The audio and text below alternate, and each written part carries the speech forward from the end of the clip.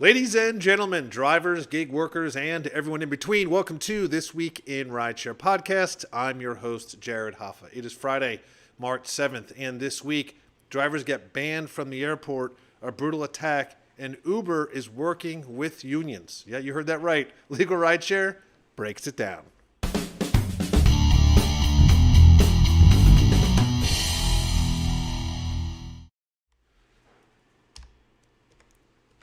And from Legal Rideshare, I'm joined by the co-founder and lead attorney, Brian Greening, and also joined by Torsten, the Rideshare professor. Gentlemen, happy Friday. Happy Friday, everyone. Happy Friday, guys. It's great to be back. Yes, it is. We were just discussing the weather. It's snowing again in Chicago, of course, because that's what happens this time of year. But yeah, Torsten, you said it's actually getting kind of cold in California as well. It is. We got some good rain, which we needed. And then the temperatures are in the 50s or 60s.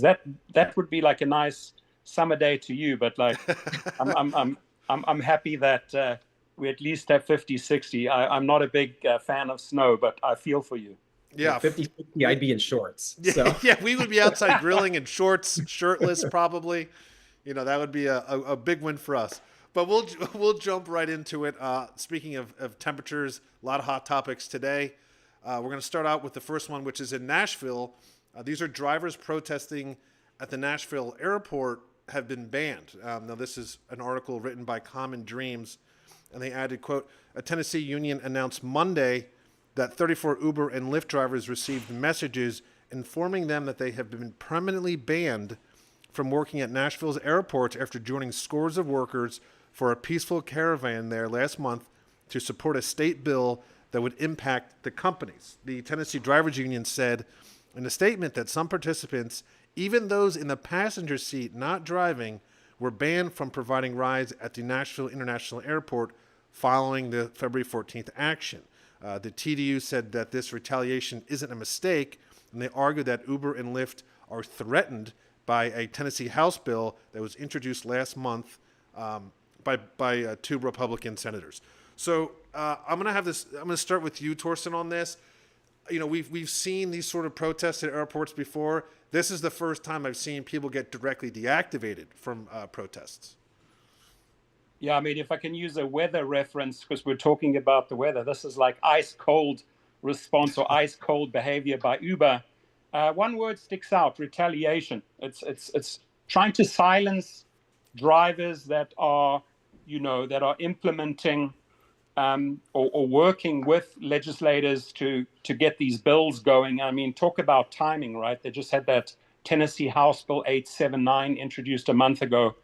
And I sort of feel responsible for this one, and I'm going to really fight on the side of the Tennessee drivers because I've been calling for this February the 14th Valentine's Day protest 3 years in a row. 23, 24, and now 25, and it's growing larger and larger. So it gets a lot of media coverage, and they're just trying to like block out the noise, silence us. And all I can say to those 34 drivers, maybe lawyer up. This is retaliation. And to all the drivers in Tennessee, don't let them intimidate you. Form these protests maybe outside of the airport, but you got to make noise. You cannot be silenced. Yeah, I couldn't agree more. I mean, Brian, we've talked about this a lot locally in Chicago, at O'Hare, at the lots. Drivers are protesting all the time for better wages, trying to fight for ordinances. But again, as Torsten said, I haven't seen this sort of retaliation there. I just wonder if this is the new playbook. Yeah, it wouldn't surprise me if Uber went with this very intense, aggressive playbook going forward because it scares people. And that's ultimately what they're trying to do here. They're trying to intimidate drivers to not speak out. They're trying to intimidate drivers to stay silent and let their rights be taken away and let conditions get worse and worse for them. So, I mean, it's obviously devastating what's happened to these drivers who were banned because the airport is a huge source of business. That's going to directly affect their ability to earn a living. But from a grander, bigger perspective, I'm glad to see that drivers are stepping up. They're not standing down and standing by as Uber and Lyft try to take away their rights and try to make conditions unbearable. We have seen year after year after year the conditions deteriorate. driver safety keeps getting worse, driver pay keeps getting worse. The companies are not doing enough to ensure that the drivers can make a livable wage, are safe behind the wheel, are given basic human rights, basic employment rights that every person who works in this country should have. So, I hate to see these drivers lose access to the airport. I hate to see Uber making these harsh reactions. But at the same time, this is the way that change gets done. And these drivers who are willing to step up and be loud and disrupt legally, that's the way that we're going to see action. Don't do anything that's illegal. Don't create. We've talked about violence is not ever the answer, but nonviolent protest has had major wins in this country in a variety of ways. Whether it's race relations, whether it's employment, whether you could think of it working millions of times. That's what we've got to do here. And that's what we've seen done in Tennessee. And frankly, I hope that drivers continue to go down that path going forward. Yeah, I mean, honestly, for something like this, this bill, 879 and the Senate bill 818, I mean, it clearly must be shaking them up, Uber and Lyft, because I've yet to see retaliation this strong. So, and they even said, I mean, TDU said that this retaliation isn't a mistake and that Uber and Lyft are threatened by the bill. Torsten, you seem to know a little bit more about the bill. Do you know what's in this, why this is such a threat to them? Well, it's fighting for those additional sort of privileges that employees would really get, right? Just the vacation time, et cetera, the basics. The good thing is that this pattern is spreading. I mean, Boston, Massachusetts rising up, Washington, New York. New York had a really good approach to this. When Josh Gould from Uber would come out and say, hey, you know what, it's really not impacting us, it's not working. The New Yorkers hit back 5 times as hard. They just kept on organizing protests and kept it in the media, kept the sound bites going. And this is really what Tennessee drivers need to do. Don't be intimidated, my friends, right? In this case, you've got to fight fire with fire, and you have to do it 5 times more louder. They do not like being drawn into the court of public opinion. And when this makes the 9 o'clock news, when this gets into the newspapers, it hurts them. So don't stop. Do not be intimidated. Yeah, very well said. And, there's not a ton of detail on this too. So obviously we're going to see as you said, Torsten, this is going to keep growing and this resistance is going to grow. And that's a good thing. So none of this is a bad thing. Obviously we want these drivers to be back on the platform, but this is a good sign for the nation. Moving on to our second story, which is local to us and a very tragic story. A Chicago rideshare driver was assaulted and robbed and is demanding better rider verification. Now, this came from CBS News in Chicago, and they reported, quote, a grandmother from Chicago's northern suburbs is recovering from a brutal attack while she was on the job for Uber.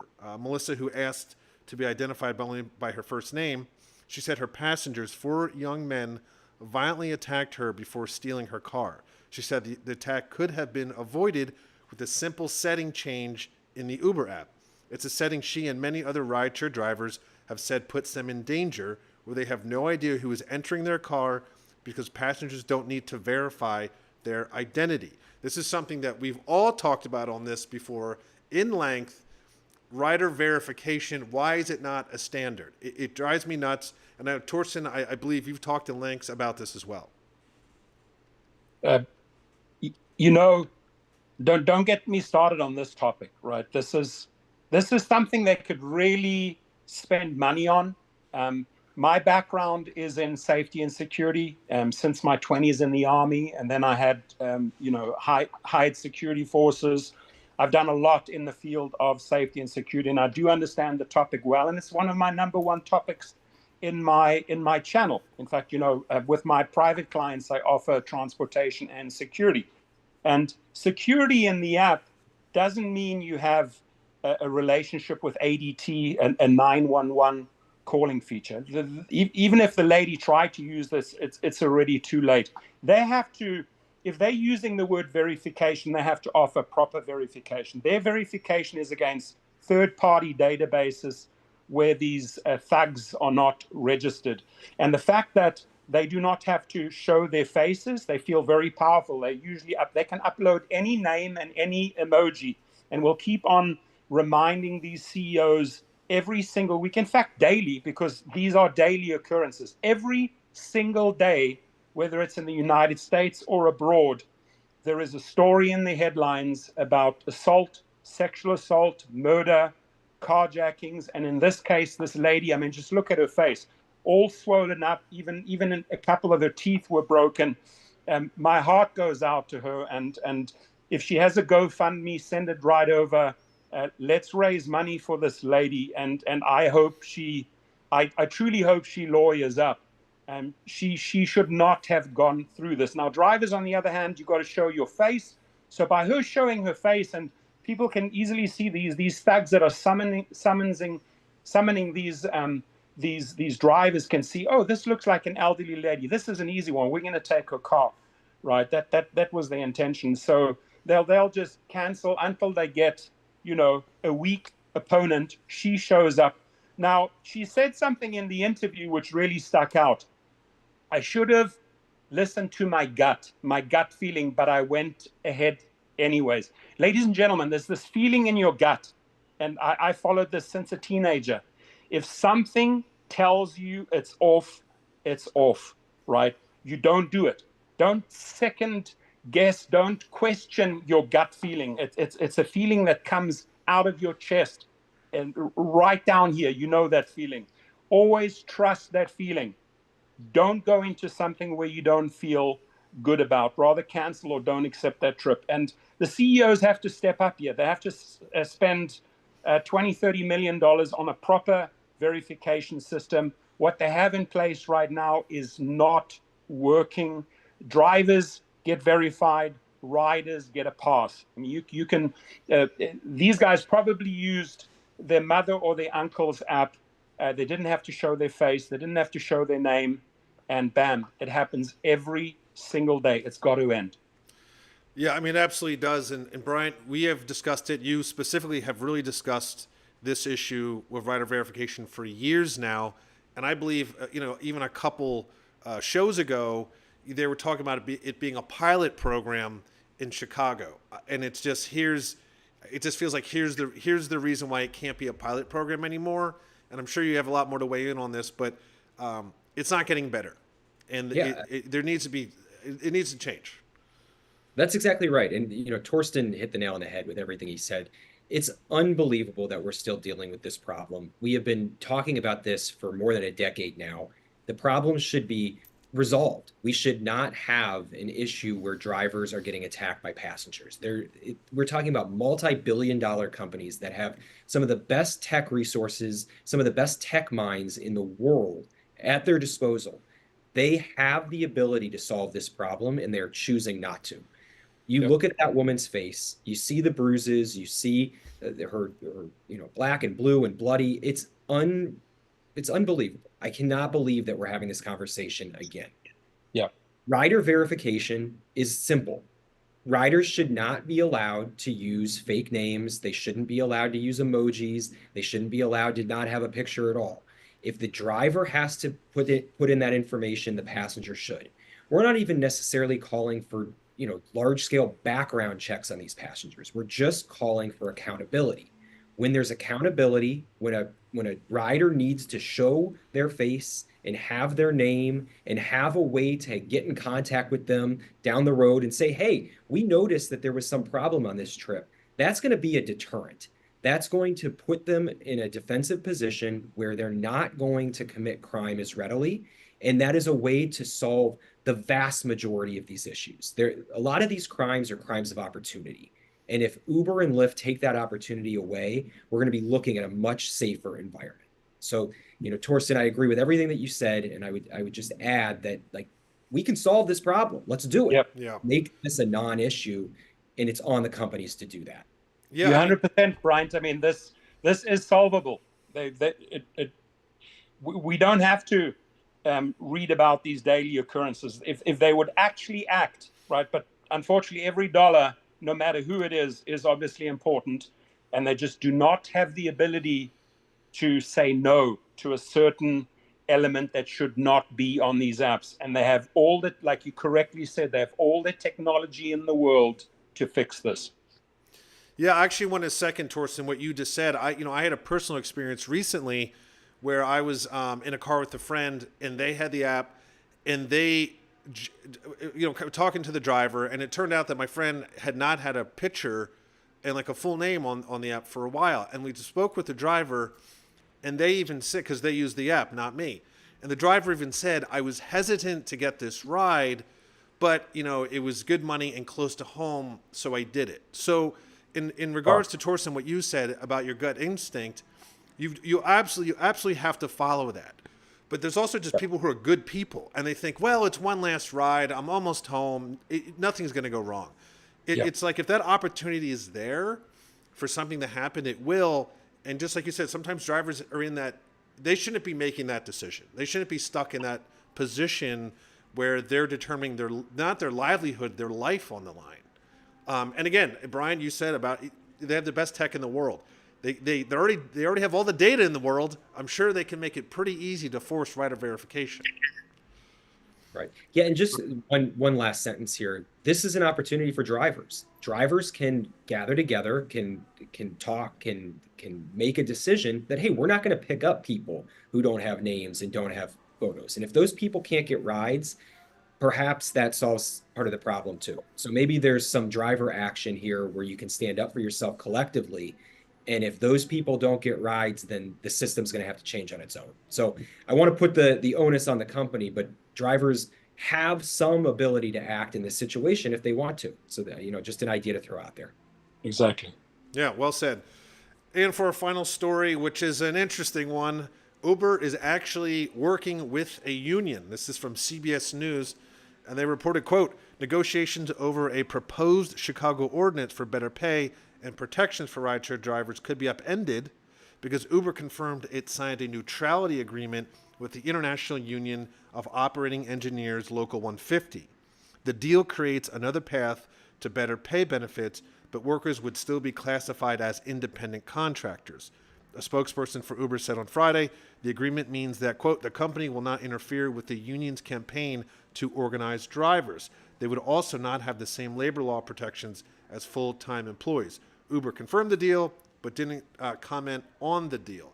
So this is interesting. This just came out today. There's not a lot of info on it.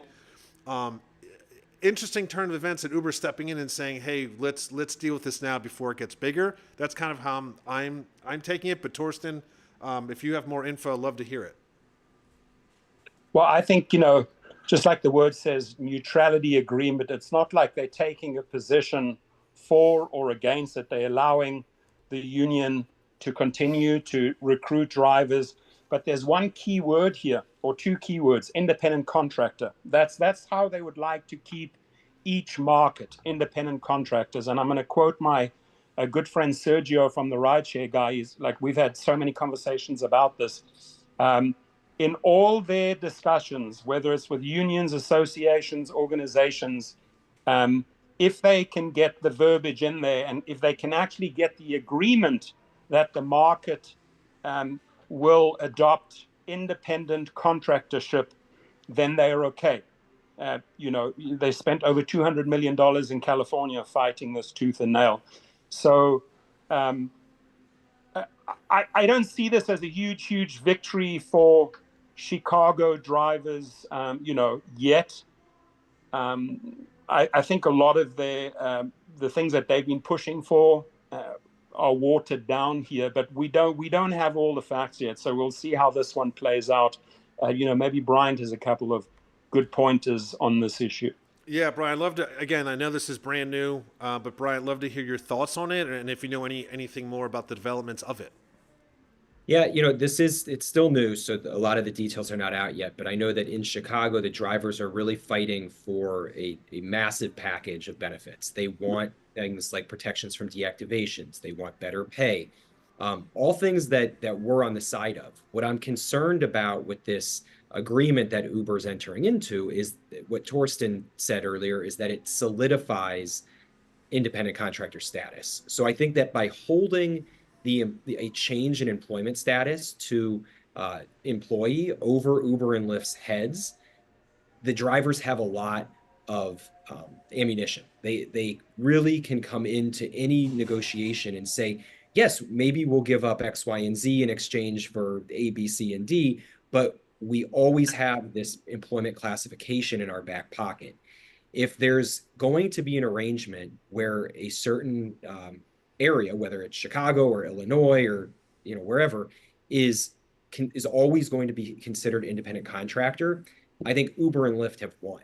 They are so terrified of a change in employment status because that changes their business model entirely, that if they can hold that card, if they can say we have maintained independent contractor status for all Chicago drivers, then I don't really know what how Uber is going to be willing to negotiate on the other issues. Like that's the key. The drivers need to always have the employment card in their back pocket if they want to have strides in other avenues. And I'm concerned that an agreement like this is going to go down the wrong path. I'm not saying that's how it's going to end up. Yeah. But I saw those keywords, and an agreement to a contractor scares me. Yeah, and that, I guess that's also my maybe confusion on this, or being naive about this, that if they're working with the unions, but they're trying to make these people that are potentially organizing and being part of the union independent contractors, isn't that competing against the own union? Like, isn't that a conflict of interest in some ways? Because the idea is to organize as a labor union. It just seems like it would be a caveat. Like the union could have all these things, but then it wouldn't pertain to those drivers, right? Isn't that the problem? So what Uber or what the union's trying to do right now is collectively bargain for better working conditions. And that could be better pay, that could be paid time off, that could be health insurance. There's all sorts of things that they could bargain for. Employment status, independent contractor versus employee, would be one of those things that you might bargain for. And if they're willing to give up that card, that's a huge one. I mean, they better be getting a lot in return to give that up, because you see what happened in New York. Like, I don't think Uber and Lyft really care if the pay, if there's a minimum wage. That doesn't really bother Uber and Lyft because it's pennies on the dollar for them in the grand scheme of things. And they can also control how much money they're paying out in that scenario. So we could say drivers are going to make $100 an hour in Chicago.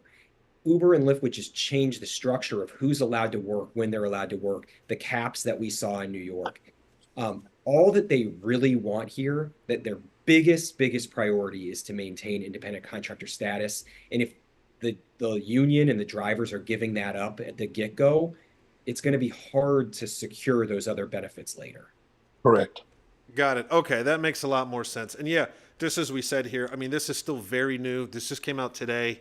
I'm sure there's going to be more articles on this and more stories about it, probably as early as next week. And so for Chicago drivers, we will keep you informed. I mean, Torsten, you're always really great. You're on top of this stuff. I saw that you already had posted, the video regarding the woman who was assaulted, the Chicago Rideshare driver who was assaulted. So we're always staying on top of it. That's what we do, and we'll keep you guys informed. So that is the stories for this week. And before we go into the weekend, of course, we want to say thanks to Torsten for being here. You're a rock star. Thank you. And just give you a few seconds to let people know who you are, if they don't already, which I'm sure they do. Well, to my viewers, to the subscribers, and to anyone watching this video, I have a very tight and long-lasting relationship with the Legal Rideshare team. You can check them up at LegalRideshare.com. Tried and tested. They've always stepped up for the people that I've referred to them. So if there's anything I appreciate is like how hands-on and how professional you guys are, and just keep on doing that. As far as topics, this is what it's about: staying on top of topics, the news, developments, and anytime, like, just call me in. I love participating with this trio team. We get a lot covered. We keep it real. We keep the topics, I feel like we're the BBC of the rideshare world, right? That's it. We show it is. Just tune in to the BBC of LegalRideshare.com, and then you'll get the real deal here from these three gentlemen. And all I can say is have a good weekend, sending you some warm weather to Chicago, and I'm super excited for the next one. Cool. Thank you, Torsten. And as always, Bryant, I'll give you the last say before we head into the weekend. Yeah, before I get into our spiel, I do want to thank Torsten. We always love having him on. You are, as Jared said, you're a rock star. You are, Thank you. the man in this industry, and we're really honored to have you on our little program here. So thank you for coming down to talk to us. Yeah. So anyway, we always do remind everybody that Legal Rideshare is here should you ever find yourself in an accident or injury situation. If you're in a car accident, if you're injured on the road, we can offer free consultations. We can represent you in handling your injury claim, making sure that you recover for your lost wages, pain and suffering, costs of medical treatment, any other damage that you sustain. We're the firm. So please do not hesitate to reach out. Consultations, like I said, are always free. We're always available to chat. So legalrideshare.com. Visit us right away if you ever find yourself hurt. Thank you. Correct. Thank you, guys. And as I like to say, that is the end of this week in Rideshare. See you next week.